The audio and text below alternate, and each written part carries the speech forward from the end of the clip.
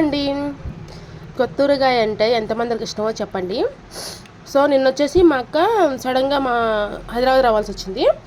నా కోసం అని మా చెర్రీ కంటే చాలా ఇష్టం అండి తొక్కు. బాగా కారం తింటాడు ఆయన కోసం ఒక 5 కాయలతో అప్పటికప్పుడు చేసుకొని తీసుకొచ్చిందండి. ఊరగాయ కారం చాలా చాలా బాగుంది. తొక్కు ఎలా ఉందో టేస్ట్ నేను ఆల్రెడీ తినే మాట్లాడుతున్నా, అసలు మాట్లాడలేకపోతున్నా. నిన్ననే కదండి పెట్టింది, కొంచెం కారం కారం ఘాటుగా ఉంది. ఒక 2 days అయితే కొంచెం పులుపు వస్తుంది. చాలా అంటే చాలా రోజులు అవుతుందండి తినక. ఇక్కడ తక్కువ అండి, ఇక్కడ తొక్కులు అవి పెట్టరు సరిగా. విలేజ్లో బాగా పెడతారు కదా, మా అక్క పెట్టుకొని తీసుకొచ్చింది.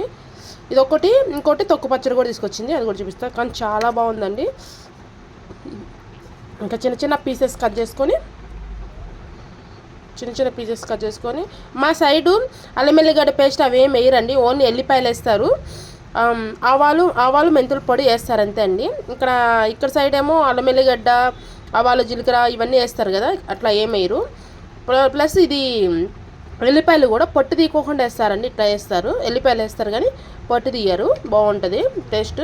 ఇక్కడ వేరే టేస్ట్ ఉంటుంది, అక్కడ వేరే టేస్ట్ ఉంటుంది. చాలా ఉంది, చాలా రోజులు అవుతుంది తినక.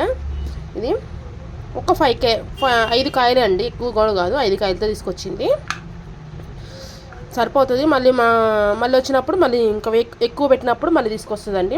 ఓన్లీ మా కోసం వరకు ప్రత్యేకంగా పెట్టుకొని తీసుకొచ్చింది. ఇంకొకటి తొక్కు పచ్చడి అండి. ఆల్రెడీ స్టార్ట్ చేసేసామండి, వేసేసుకున్నాం, అయిపోయింది కూడా సగం. మాకు ఇంకా ఇది చూసాక ఇంకా ఇదే తినాలనిపించింది. అందువల్ల నేను రాత్రి ఇది వేసుకున్నాం, ఇప్పుడు మార్నింగ్ కూడా ఇది వేసుకొని తినేసేసామండి. మార్నింగ్ బ్రేక్ఫాస్ట్ ఏం చేయలేదు, ఓన్లీ అన్నం, వేడివేడి అన్నంలో తొక్కేసుకొని తినేసాం. అయిపోయింది పచ్చడి. నిన్న సగం తీసుకొచ్చింది మా హస్బెండ్, మేము అందరం వేసేసుకుని తిన్నాం, మా తమ్ముడు అంతా.